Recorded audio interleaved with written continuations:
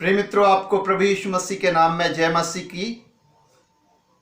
प्रभु का धन्यवाद हो कि आज फिर से हम प्रभु के वचन को देखने के लिए जा रहे हैं। आज जो हम विषय देखने जाएंगे वो है परमेश्वर ने यीशु को मिस्र देश में ऊंचा पद दिया, लेकिन उसके पिता अर्थात याकूब, जिसे इज़राइल भी कहते हैं, उसे और उसके खानदान को मिस्र में बुलवाया। आइए हम प्रार्थना करें।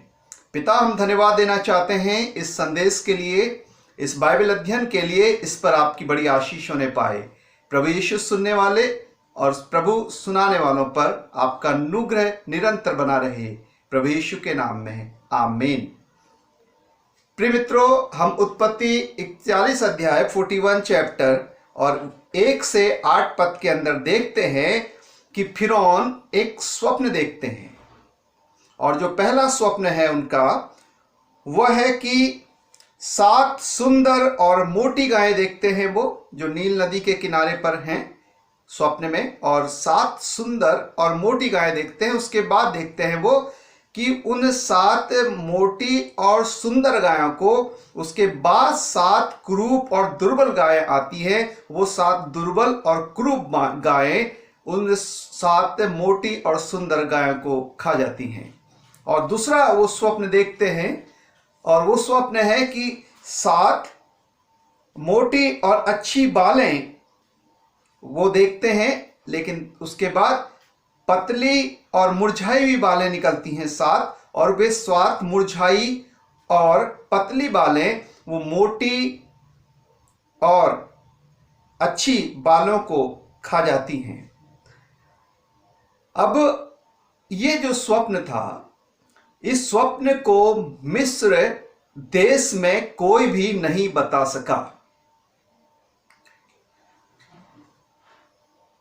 पहले परमेश्वर अपने आप को प्रकट करने के लिए कि लोगों के साथ क्या होने वाला है, दर्शनों या स्वप्नों के द्वारा बातचीत करते थे। लेकिन आज परमेश्वर अपने वचन बाइबल के द्वारा हमसे बातचीत करते हैं। उस वक्त बाइबल नहीं थी, इसलिए परमेश्वर सीधे स्वप्नों में जो कुछ होने वाला होता था उसे बताते थे। और यहां पर हम देखते हैं कि जो मिस्र का राजा फिरौन है वो परमेश्वर को नहीं जानता, और वे परमेश्वर की उपासना नहीं करते, बल्कि वो नील नदी को प्राथमिकता देते हैं, क्योंकि नील नदी एक मरुस्थल में बहने वाली मिस्र के किनारे से जाने वाली नदी है, और जिसके कारण मिस्र धन संपदा और उपजाऊ भूमि को प्राप्त करता है, अच्छा अन्न उत्पन्न कर पाता है। इसलिए नील नदी मिस्रियों के लिए एक रीढ़ की हड्डी थी, और इसलिए वो नील नदी संबंधित उन्होंने अपने देवता बना लिए थे, और उनकी वे उपासना किया करते थे। लेकिन परमेश्वर को चाहे कोई जाने या ना जाने, परमेश्वर पूरे ब्रह्मांड का, पूरे यूनिवर्स का परमेश्वर है। और इस कारण से परमेश्वर ने मिस्र के राजा फिरौन को भी, क्योंकि परमेश्वर ने बनाया था, ये बताया कि भले ही वो परमेश्वर को नहीं जानता, लेकिन उसके साथ क्या घटने वाला है वो उसको स्वप्नों के द्वारा बताते हैं।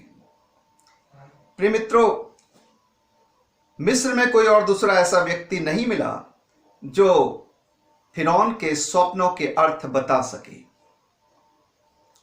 फिरौन के कर्मचारियों में से किसी ने बताया कि यूसुफ है जो यहूदी है, इजरायली है, और वो इब्रानी है, और वो स्वप्नों के अर्थ बता सकता है।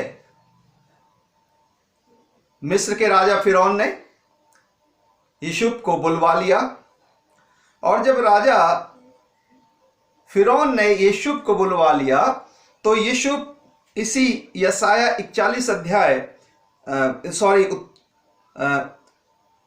उत्पत्ति 41 अध्याय उसके 16 पद में कहते हैं कि मैं तो कुछ नहीं जानता, जब राजा फिरौन के सामने आते हैं यूसुफ कहते मैं तो कुछ नहीं जानता, परमेश्वर ही फिरौन के लिए शुभ वचन देगा। वो ये कह रहे हैं कि परमेश्वर ही है जो देगा, जबकि परमेश्वर ने यूसुफ को इस क्वालिटी से नवाजा था कि वो स्वप्नों के अर्थ बता सके, उसे स्किल दी थी क्योंकि वो परमेश्वर का भय मानता था। लेकिन वो देखिए उसका बड़प्पन देखिए, उसके पास स्किल है, उसके पास योग्यता है, फिर भी वो कहता है कि परमेश्वर शुभ फल देगा। आज हमारे पास क्या है? क्या हम भी जो कुछ हमारे पास है, स्किल्स है, हम उसके द्वारा प्रभु की महिमा करते हैं या खुद कहते हैं ये मैं करने वाला हूं? यूसुफ भी कह सकता मैं कर दूंगा, मैं बता दूंगा, लेकिन वो कहता है परमेश्वर को प्राथमिकता देता है कि परमेश्वर करेगा। प्रिय मित्रों, हमारे पास जो भी योग्यता है, जो कुछ भी हमारे पास है, हम उसके लिए परमेश्वर का धन्यवाद दें और कहें ये परमेश्वर के द्वारा है और परमेश्वर की मदद से मैं ऐसा कर सकता हूं या करूंगा।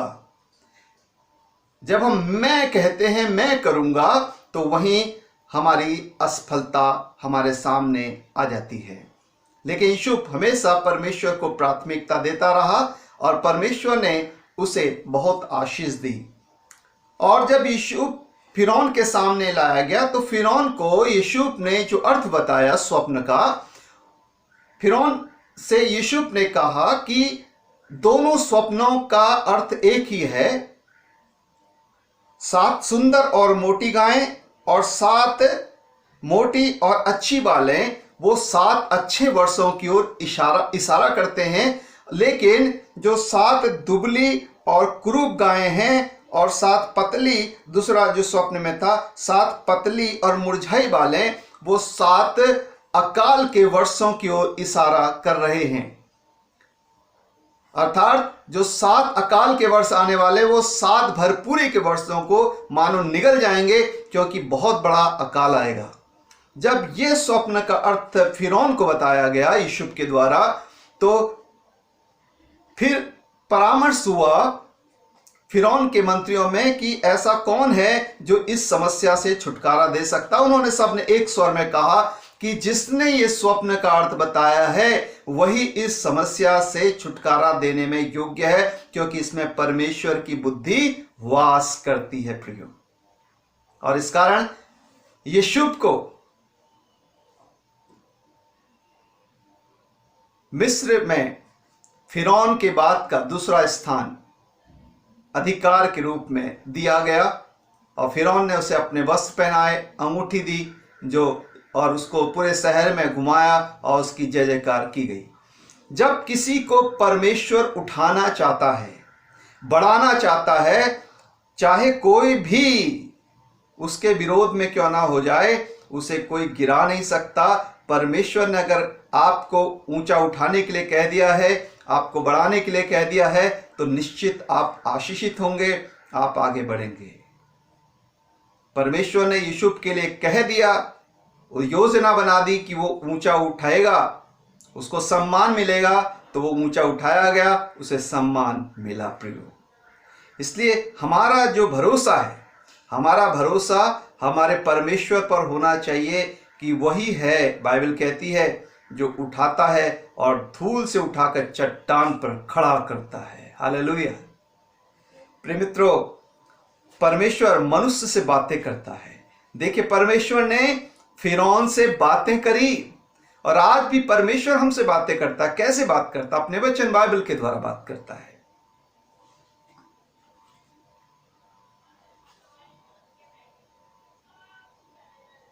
उत्पत्ति 41 अध्याय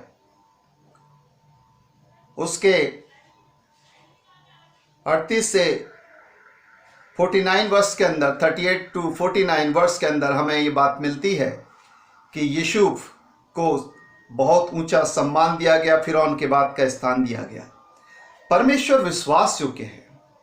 अगर परमेश्वर देखता है कि आपके अंदर परमेश्वर के प्रति लॉयल्टी है, तो परमेश्वर निश्चय आपको बढ़ाएगा, क्योंकि परमेश्वर विश्वास योग्य है, वो कभी नहीं बदलता।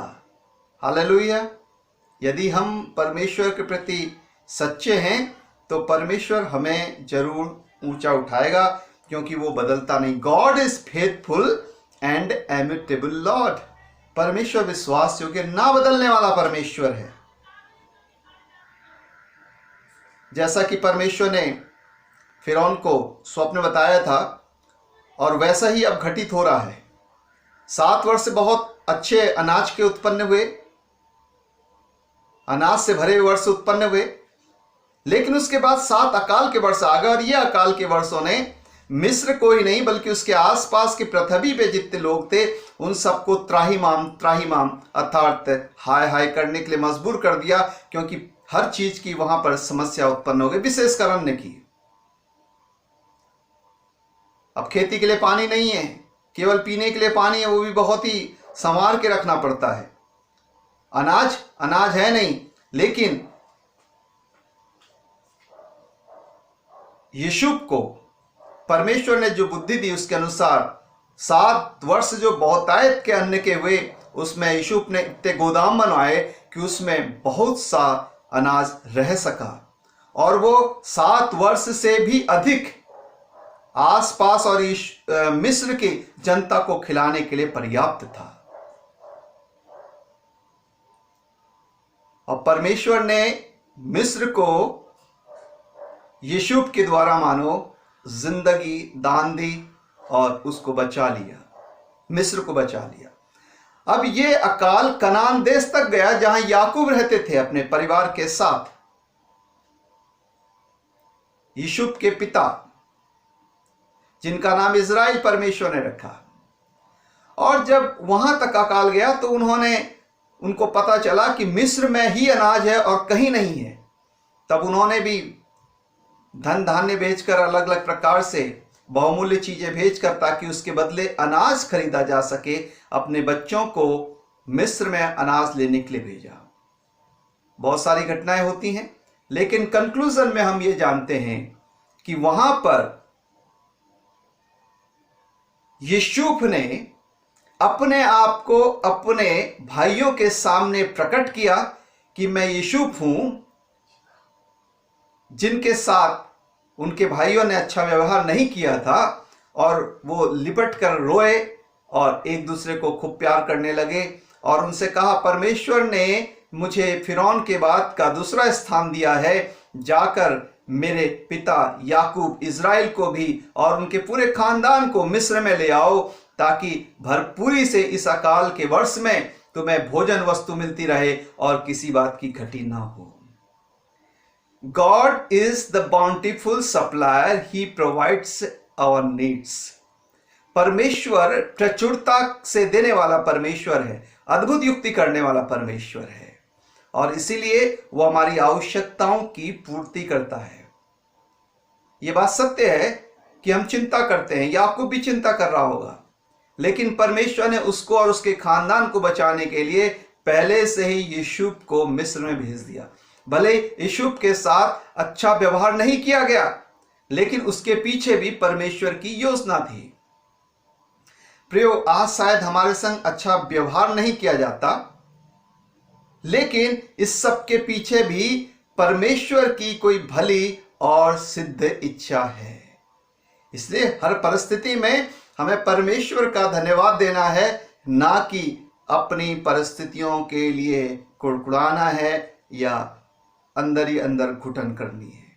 जो अपने अंदर कुड़कुड़ाते हैं, घुटन करते हैं, वो जीवन में आगे नहीं बढ़ पाते, बल्कि जो हर बात को परमेश्वर के परिदृश्य में देखते हैं, वो परमेश्वर की स्तुति और धन्यवाद करते हैं। परमेश्वर उन्हें समय पर ऊंचा उठाता है। उत्पत्ति 42 अध्याय से लेकर पूरे 50 अध्याय तक हम इसी बात को देखते हैं। जब यूसुफ ने रहस्य खोल दिया और अपनी सच्ची पहचान बताई, तो याकूब अर्थात इजराइल को लेने के लिए उसके बेटे गए और इजराइल उसके पूरे खानदान को लेकर आए। और इस प्रकार से हम देखते हैं परमेश्वर ने इजराइल को अर्थात याकूब उसके घराने को बचा लिया। परमेश्वर सर्वोपस्थित है और सब कुछ जानता है। पृथ्वी और उसमें जो कुछ है सब उसका ही है। हम सोचते हैं कि ये हमारा परमेश्वर, ये तुम्हारा परमेश्वर। प्रिय, परमेश्वर तो एक है, वो पूरे यूनिवर्स का परमेश्वर है। वो सबका परमेश्वर है, भले ही हम उसको जाने चाहे ना जाने। वो कोई पूरब देश का या पश्चिम देश का या उत्तर देश का या दक्षिण देश का परमेश्वर ही नहीं है, बल्कि वो सब स्थानों का परमेश्वर है। ना केवल इस पृथ्वी का जिसे हम देश या विदेश कहते हैं, बल्कि उस पूरे उस गैलेक्सी का और उसके बियॉन्ड भी जितनी गैलेक्सीज हैं उन सब का परमेश्वर है। वो उन सब को बनाने वाला परमेश्वर है और हम उस परमेश्वर के लोग हैं। जब तक हम इस बात को नहीं समझेंगे तब तक हम परमेश्वर को प्राप्त नहीं कर सकते। प्रिय मित्रों, परमेश्वर जानता है, वो सर्वज्ञानी है, आपके लिए क्या आवश्यक है। वो समय पर वो सारी चीजें आपको प्रदान करेंगे। हम एक बात और देखते हैं और वो बात यह है कि याकूब मिस्र में आया, फिर याकूब की डेथ हो गई, मृत्यु हो गई। उसके बाद यूसुफ की भी मृत्यु हो गई मिस्र में। और यूसुफ ने कहा, जैसे याकूब ने कहा था कि मेरी हड्डियों को उस देश में ले जाना जिसे देने की परमेश्वर ने प्रतिज्ञा की है।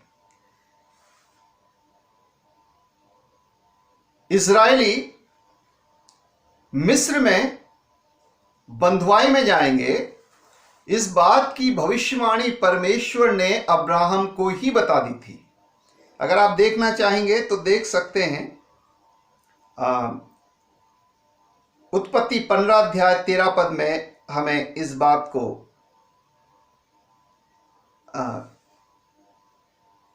समझना होगा कि परमेश्वर वहां पर बता रहा है अब्राहम को कि तेरे लोग अन्य देश में परदेसी होंगे और वहां 400 वर्ष तक वे बंधुआई में रहेंगे। प्रियो, परमेश्वर आपके फ्यूचर को जानता है। हम अपने फ्यूचर को नहीं जानते, लेकिन जो हमारे फ्यूचर को जानता है उसको हम जानते हैं। तो एक बार कहेंगे hallelujah. We have need no worry. हमें चिंता की आवश्यकता नहीं, परमेश्वर का धन्यवाद देना है। प्रिय मित्रों, हम ये बाइबल के अध्याय हैं, बाइबल लेसन हैं जो हम देख रहे हैं।